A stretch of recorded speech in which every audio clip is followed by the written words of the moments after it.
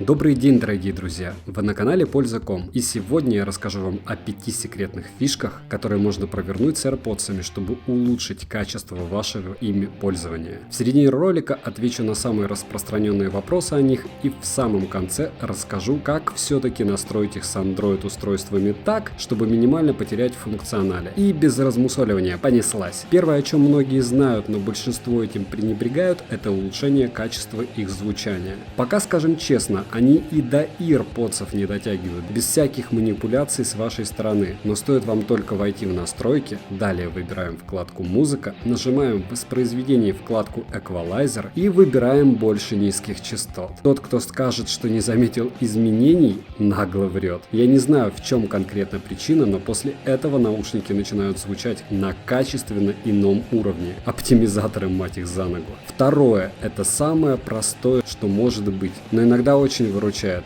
Вы ведь в курсе, что если вынуть один из наушников и не положить его обратно в док-станцию, пока вы не вставите его обратно в ухо, воспроизведение аудио не продолжится. А вот и нет. На нем ведь есть инфракрасный сенсор, и чтобы продолжить прослушивание, достаточно взять наушник двумя пальцами в районе амбушюр. Вот так. И вуаля, прослушивание продолжено. Третья очень полезная штука. Научить Siri говорить имя звонящего, чтобы не было необходимости смотреть на часы, если у вас они есть, или тем более доставать телефон. Чтобы наушники говорили вам имя звонящего, вы должны нажать на пункт настройки, объявление вызовов и выбираете только наушники. Теперь, когда вам кто-то звонит, Siri произнесет имя абонента. Все просто и удобно. Четвертое, и мне это уже не раз помогало, поиск утерянного наушника. Для этого вам необходимо войти в программу из App Store, найти «Мой iPhone». Если наушник выпал и вы не можете его найти, воспользуйтесь предложением «Найти мой iPhone», вы увидите AirPods на карте и даже сможете заставить наушник издать звуковой сигнал. Пятое, если ваши наушники слишком быстро разряжаются, стандартный способ не оставаться без аудио, когда остается заряда процентов 15, просто снимите один наушник и поставьте на зарядку. Но рассказать я хотел не об этом, а о том, что возможно у вас выключена функция автообнаружения уха. Благодаря ей наушники автоматически отключаются, как только вы вынимаете их из ушей, и не расходуют заряд батареи вхолостую. Тапаем настройки, Bluetooth, буква I возле AirPods, обнаружение уха, и выключатель должен быть зеленым. Если наушники разряжаются быстрее обычного, то попробуйте пореже открывать и закрывать кейс AirPods рядом с вашим iPhone или iPad или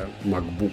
Есть мнение, что наушники каким-то образом каждый раз обновляют Bluetooth соединение, что тоже не способствует экономии заряда их крошечных батареек. Если AirPods разряжаются очень быстро, даже если никак не задействуются, то тогда надо их перезагрузить. А если сброс настроек должного эффекта не произвел, то тогда лучше обратиться в сервис или магазин за консультацией. Очень может быть, что AirPods придется заменить, или если вы ими давно пользуетесь, нужно будет заменить батареи в них. А теперь 10 быстрых советов. Гарнитуру всегда желательно переименовывать, чтобы не путаться дома. Вдруг у нескольких членов семьи есть эти уши, и у соседей они есть, и стены достаточно тонкие. Чистить наушники необходимо, включив на максимум громкость новой зубной щеткой. В грязный наушник щетинки входить не будут, но когда он станет чистым, ваша щетка под прямым углом будет входить в него своими ворсинками буквально на миллиметры прямо в сеточку. И помните, что Apple AirPods получил 0 баллов от iFixit в шкале ремонта пригодности, и это значит, их даже не стоит пытаться самому ремонтировать. Я понимаю, что есть сотни случаев, когда у владельцев наушники переживали падение в воду и стиральную машину. Помните, что сам Apple ни в одной своей записульке не анонсировал, что у них есть защита от воды. Небольшие капли дождя им нипочем, но если вы хотите проверить их в более серьезных условиях, помните о том, что гарантии на это у вас от производителя нет.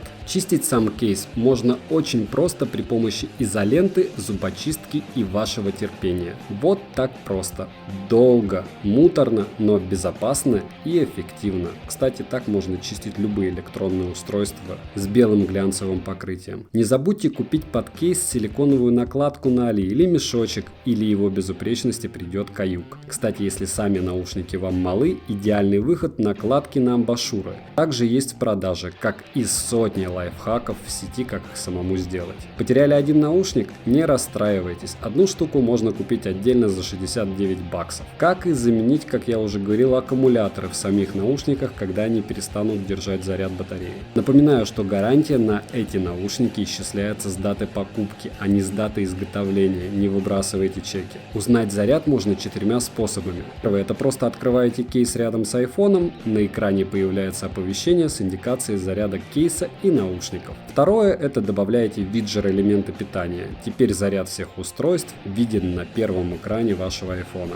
Третье — это спросить Siri. Самое удобное — это если ваш голосовой помощник вызывается двойным тапом по наушнику. Спрашиваете у него, и он говорит, сколько у вас осталось батареи. И четвертое, если вы используете Apple Watch, свайпните вверх на главном экране часов и нажмите на первый значок с процентами. Apple Watch покажет уровень заряда наушников. Единственный способ управлять AirPods — это двойные тапы по наушникам. Изначально оба из них настроены на вызов Siri, но это можно изменить, например, поставить паузу на один наушник, а переход к следующему треку на другой. Чтобы назначить команды, перейдите в настройки голубого зуба и выберите там подключение AirPods. Громкость тапами не поменять, но переключать и ставить на паузу треки вы сможете.